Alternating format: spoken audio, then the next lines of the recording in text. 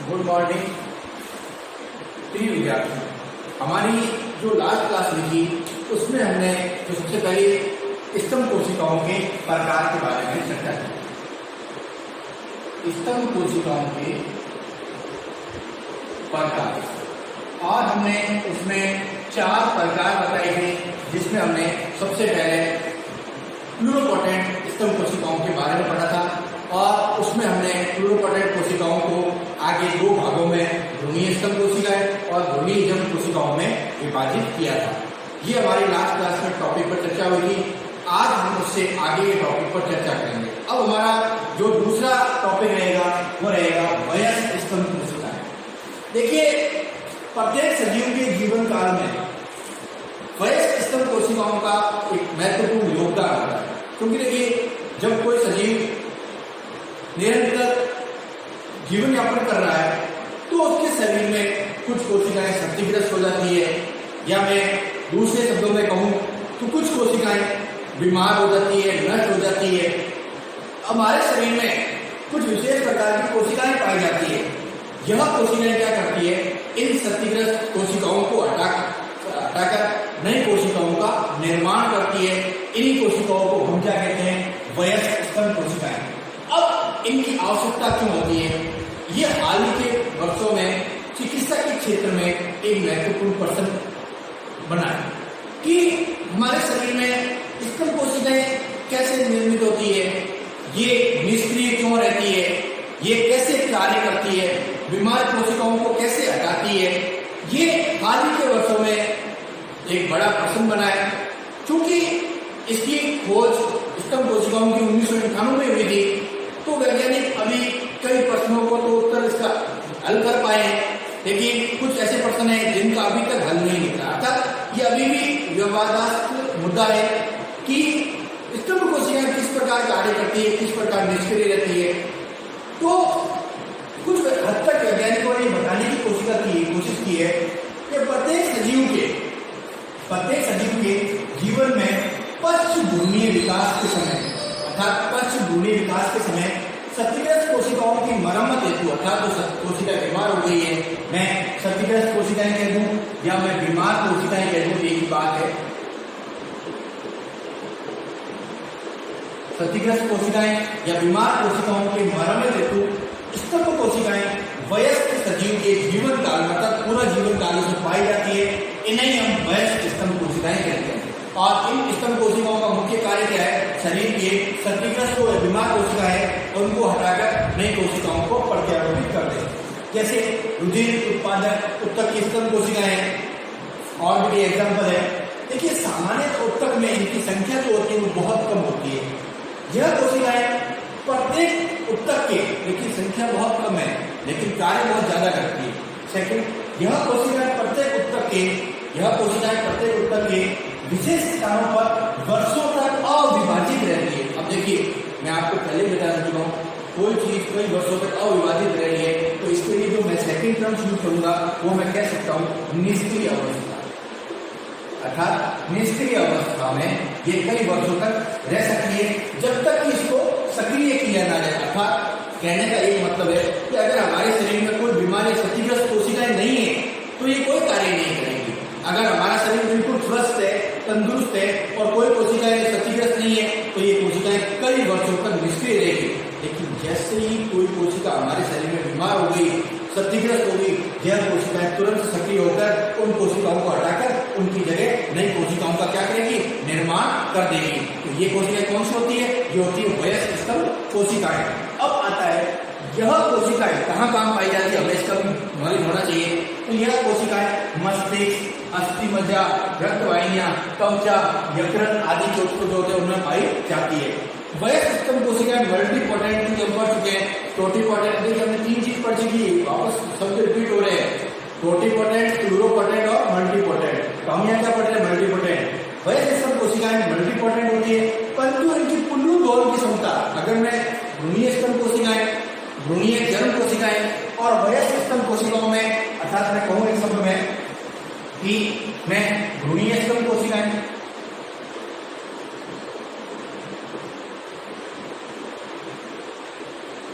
Second भ्रूणीय जन्म कोशिकाएं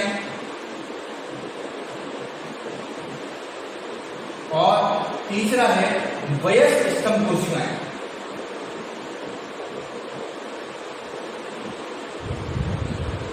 अगर इनकी पुनरुद्भवन क्षमता के आधार पे बताऊं तो सबसे ज्यादा पुनरुद्भवन क्षमता इसकी होती है और सबसे कम किसकी होगी, वयस्क की। वयस्क स्तंभ कोशिकाओं अर्थात मैं तीनों की तुलना करूं तो सबसे जो कम होती है वो पुनरुद्भवन क्षमता किसकी होगी, वयस्क स्तंभ कोशिका की होती है। अब चिकित्सा के क्षेत्र में कई बार हमारे 1 नंबर का प्रश्न भी आता है, ऑटोलोगस रोपण या ऑटोलोगस ट्रांसप्लांट क्या है। ये 1 नंबर का प्रश्न हाल ही वर्षों में आया हुआ है, ऑटोलोगस रोपण क्या होता है। और अपन कई बार, क्योंकि ये सब चिकित्सा के क्षेत्र का है और आज तक 1 नंबर में प्रश्नों में ऐसी प्रश्न बहुत आती है कि 1 नंबर का प्रश्न तो ऑटोलोगस रोपण क्या है, अपन इस चीज को समझ नहीं पाते कि क्या होता है। तो यह क्या सामान्यतः चिकित्सा के क्षेत्र में किसी बीमार व्यक्ति के बीमार व्यक्ति है उसके उत्तक की जो है स्तंभ कोशिकाओं को लेकर, उसकी बीमार व्यक्ति उसके उत्तक की जो बीमार उत्तक है उसी कोशिकाओं को लेकर उसका संवर्धन करके उसी व्यक्ति में वापस तो नई कोशिका, अर्थात मैंने क्या किया, जो बीमार व्यक्ति है उसका कोई उत्तक क्षतिग्रस्त हो गया, मैंने क्या किया वहां की स्तंभ कोशिकाओं को लिया और उनका संवर्धन किया और क्लोन करके मैंने कुछ विशेष प्रकार की वयस्क स्तंभ कोशिकाओं को निर्माण किया। अब चूंकि ये उसी उत्तक से निकली है तो ये वयस्क स्तंभ कोशिकाएं जो क्या करेगी, उसी उत्तक की तरह कार्य करेगी। अब मैं क्या करूंगा, जो मैंने बीमार स्तंभ कोशिका वापस रिवाइज कर रहा हूँ, सर्वप्रथम मैं बीमार जो उत्तक के क्षतिग्रस्त भाग है वहां की स्तंभ कोशिकाओं को लूंगा और उसका संवर्धन करके उसका क्लोन बनाऊंगा। उसके पश्चात इस क्लोन को वापस उसी उत्तक में क्या कर दूंगा, प्रत्यारोपित कर दूंगा और इसी प्रक्रिया को क्या कहते हैं, ऑटोलोगस रोपण कहते हैं। अब देखिए फायदा क्या होता है, अगर मैं किसी एक व्यक्ति की दूसरे व्यक्ति में उत्तक का संवर्धन करूंगा तो कई बार आप जानते हैं, कई बार ऐसी कंडीशन हो जाती है जिससे क्या होता है, व्यक्ति में मरने की या बैक्टीरियल कह दीजिए, बैक्टीरियल संक्रमण कह दीजिए, वायरस संक्रमण कह दीजिए, ऐसी कई समस्या जो क्योंकि एक व्यक्ति के उत्तक को अगर मैं दूसरे व्यक्ति में प्रत्यारोपित कर रहा हूँ तो कई बार बैक्टीरिया वायरल संक्रमण से व्यक्ति में कई हानिकारक प्रभाव पड़ते हैं। इससे बचने के लिए एक ही व्यक्ति के उत्तक को उसी व्यक्ति में प्रत्यारोपित करते हैं, इसी को ऑटोलोगस रोपण कहते हैं। और इसका फायदा है, इससे हमें बैक्टीरिया और वायरल जो संक्रमण होता है उससे बचाव, अर्थात बचाव से हमें मुक्ति मिलती है। तो हमारा आज का जो सेकंड टाइप है वो है वयस्क स्तंभ कोशिकाएं। तो क्या होती है, प्रत्येक सजीव के जीवन काल में पक्ष भ्रूणीय विकास के समय क्षतिग्रस्त कोशिकाओं की मरम्मत हेतु स्तंभ कोशिकाएं वयस्क सजीव के जीवन काल में पाई जाती है।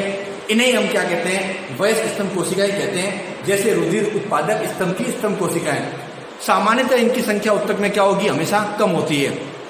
यह कोशिकाएं प्रत्येक उत्तक में विशेष स्थानों पर क्या होगी, निष्क्रिय अवस्था में रहेगी। और जैसे कोई उत्तक क्षतिग्रस्त होगा तो ये क्या हो जाएगी, सक्रिय हो जाएगी और सक्रिय होकर अपना निर्माण करेगी।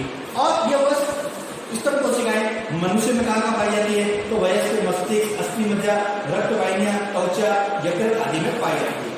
नेक्स्ट, यह मल्टीपोटेंट प्रकार की होती है, अर्थात इनमें जो पुनरुत्पन्न की क्षमता है वो भ्रूणीय स्तंभ कोशिकाएं और भ्रूणीय जन्म कोशिकाओं से क्या होती है, कम होती है। और चिकित्सा के क्षेत्र में किसी बीमार व्यक्ति के उत्तक की क्षतिग्रस्त कोशिकाओं निकालकर उसको बीमार व्यक्ति के उत्तक की स्तंभ कोशिकाओं को निकालकर उसको संवर्धन करके उसी व्यक्ति में जो प्रत्यारोपित करते हैं, इसे ऑटोलोगस रोपण या ट्रांसप्लांट कहते हैं। और इसका फायदा क्या है, बैक्टीरिया और वायरस का जो संक्रमण होता है वो उस व्यक्ति में नहीं हो पाता। अब हम इसे आगे चर्चा करते हैं।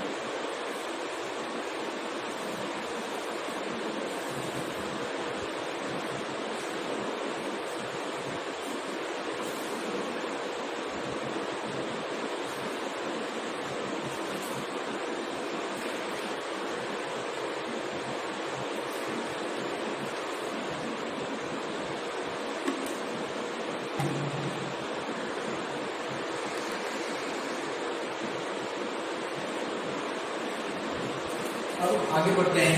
कि सामान्यतः वयस्क स्तंभ कोशिकाएं, क्योंकि वयस्क स्तंभ कोशिकाएं जो है हमने पढ़ रखा है, अभी हमने पढ़ा कि इस स्तंभ कोशिकाओं को क्या करते हैं कि हम ऑटोलॉगस रोपण हमने जस्ट पढ़ा, उसमें कहा कि एक बीमार व्यक्ति को उत्तक से स्तंभ कोशिकाओं को अलग करके उसको संवर्धन करके उसी व्यक्ति में रोपते हैं और इससे क्या होता है ऑटोलॉगस रोपण कहते हैं। इसका फायदा क्या है कि अगर हम दूसरे व्यक्ति से इस उत्तक का रोपण पहले व्यक्ति में करेंगे तो सामान्यतः वायरल या बैक्टीरियल संक्रमण की संभावना रहती है। आगे क्या है, सामान्यतः वयस्क स्तंभ कोशिकाएं अविभेदित कोशिकाएं होती है। अविभेदित मतलब अविशिष्ट कोशिकाएं होती है जो विभेदित उत्तक में पाई जाती है। जो विभेदित मतलब अविभेदित कोशिकाएं होती है, अर्थात इनका विभाजन नहीं अभी हुआ है, जो विशिष्ट उत्तक में पाई जा रही है तथा स्वयं के नवीनीकरण के उपरांत विशिष्ट हो जाती है। अर्थात यह अगर मैं एक सिंपल सी बात बताऊं तो यह अविभेदित कोशिका क्योंकि इनका विभाजन नहीं हुआ है, जब तक ये निष्क्रिय है अविभेदित है, लेकिन जैसे ही सक्रिय हो जाएगी विभाजन प्रारंभ हो जाएगा। तो कहने का क्या मतलब है, यह अविभेदित कोशिकाएं जो विभेदित उत्तक में पाई जाती है और स्वयं के नवीनीकरण के बजाय विशिष्ट हो जाती है और उत्तक की किसी भी उत्तक की विशिष्ट प्रकार की कोशिकाओं को क्या करती है, निर्माण करती है। ये उनका निर्माण करेगी जिनसे क्या हो, इनका उद्भव हुआ हो। इन कोशिकाओं में ये योग्यता होती है कि ये संपूर्ण किसी सजीव के संपूर्ण जीवन काल में अपने समान कोशिकाओं को क्या करती है, निर्माण करती है और इसी गुण को क्या कहते हैं, स्वनवीनीकरण। देखिए हमने इससे पहले ऑटोलॉगस रोपण पढ़ा था, ये देखिए एक नंबर की डेफिनेशन है जो कई बार एग्जाम में आ चुकी है। तो स्वनवीनीकरण क्या कहते हैं, इन कोशिकाओं में ये योग्यता होती है, अर्थात इन कोशिकाओं में ये योग्यता होती है कि वह सजीव के संपूर्ण जीवन काल में अपने समान कोशिकाओं का निर्माण करती है।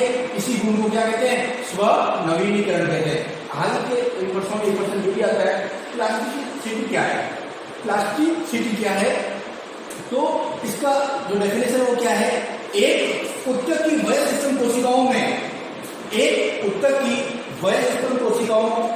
स्तंभ कोशिकाओं की क्षमता होती है जिसके तहत वह दूसरे उत्तक की विशिष्ट कोशिकाओं का निर्माण करती है। अर्थात एक उत्तक की वयस्क स्तंभ कोशिकाओं में की वो क्षमता होती है जिसके तहत वह दूसरे उत्तक की विशिष्ट कोशिकाओं को क्या करती है, निर्मित करती है, बनाती है।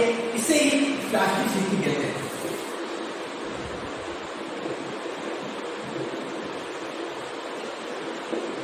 वापस रिवाइज कर रहा हूं, एक उत्तक की वयस्क स्तंभ कोशिकाओं में किसी भी उत्तक की वयस्क स्तंभ कोशिकाओं में क्षमता होती है जिसके तहत वह दूसरे उत्तक की विशिष्ट कोशिकाओं को एक उत्तक की कोशिकाओं में क्षमता होती है कि वह दूसरे उत्तक की कोशिकाओं का निर्माण करती है। इसे क्या कहते हैं, प्लास्टिसिटी कहते हैं। तो हमने अभी क्या पढ़ा, वयस्क स्तंभ कोशिकाओं में अविभेदित कोशिकाएं होती है जो विभेदित उत्तक में पाई जाती है, स्वयं के नवीनीकरण के पश्चात विशिष्ट हो जाती है और उत्तक की विशिष्ट कोशिकाओं का निर्माण करती है जिससे क्या हो, इनका उद्भव हुआ। इन कोशिकाओं में योग्यता होती है वे सजीव के संपूर्ण जीवन काल में अपने समान कोशिकाओं का निर्माण करती है। इसी गुण को स्वनवीनीकरण कहते हैं। प्लास्टिसिटी एक उत्तक की वयस्क स्तंभ कोशिकाएं की क्षमता होती है जिसके तहत वह दूसरे उत्तक की विशिष्ट कोशिकाओं को बनाती है। अब हमारा तीसरा जो टाइप है वह है कोशिकीय क्लोन से उत्पन्न स्तंभ कोशिकाएं। देखिए सामान्यतः इस प्रकार की जो कोशिकाएं होती है वो एक ही कोशिका के विभाजन फलस्वरूप, अर्थात इस प्रकार की स्तंभ कोशिकाएं एक ही कोशिका के विभाजन के फलस्वरूप उत्पन्न कोशिकाएं आनुवंशिक रूप से, अर्थात एक कोशिका के एक स्तंभ कोशिका एक ही कोशिका के विभाजन के फलस्वरूप उत्पन्न कोशिकाएं आनुवंशिक रूप से, अर्थात जो उत्पन्न कोशिकाएं हैं वो आनुवंशिक रूप से जनक कोशिका के अर्थात पेरेंट कोशिकाओं के पेरेंट सेल के समान होती है। इन्हें हम क्या कहते हैं, व्युत्पन्न स्तंभ। अर्थात जो उत्पन्न कोशिकाएं हैं, अर्थात जो हम डॉटर सेल्स पैदा कर रहे हैं वो जनक पेरेंट सेल के क्या है, बिल्कुल आनुवंशिक रूप से समान है। क्योंकि समान है तभी वो कार्य करेगी, अगर वो समान नहीं होगी तो वो कार्य नहीं कर पाएगी। इसका मतलब जो नई कोशिकाएं उत्पन्न हो रही है वह जनक कोशिका से आनुवंशिक रूप से समान है। ऐसे ही हमें व्युत्पन्न स्तंभ कोशिकाएं कहते हैं। जैसे वसा उत्तक को गर्म नाल के रक्त में मिश्रित कोशिकाओं को अलग करके ये देखा गया है, जैसे वसा उत्तक है इनकी स्तंभ जो कोशिका है इनको अलग करके इनका संवर्धन करके देखा गया है कि इनमें दूसरी कोशिकाओं को बनाने की क्षमता होती है। तो हमने क्या देखा कि कोशिकीय क्लोन कोशिकाएं, अर्थात कोशिकीय क्लोन से व्युत्पन्न स्तंभ कोशिकाओं में हमने क्या कहा कि इस प्रकार की स्तंभ कोशिकाएं एक ही कोशिका के विभाजन के फलस्वरूप उत्पन्न कोशिकाएं आनुवंशिक रूप से जनक कोशिकाओं के समान होती है, इसे ही व्युत्पन्न स्तंभ कोशिका कहते हैं। और वसा उत्तक या गर्म नाल के रक्त में मिश्रित कोशिकाओं को अलग करके देखा जाता है कि इन कोशिकाओं को में दूसरी कोशिकाओं को बनाने की क्षमता होती है। तो हमने पहला टाइप पढ़ लिया प्लूरोपोटेंट, दूसरा वयस्क स्तंभ कोशिकाएं, तीसरा कोशिकीय क्लोन से उत्पन्न कोशिकाएं। अब हमारा चौथा जो लास्ट टाइप है हम उसमें चर्चा करते हैं। इससे पश्चात स्तंभ कोशिकाओं के प्रकार क्या हो जाएंगे, पूरे हो जाएंगे।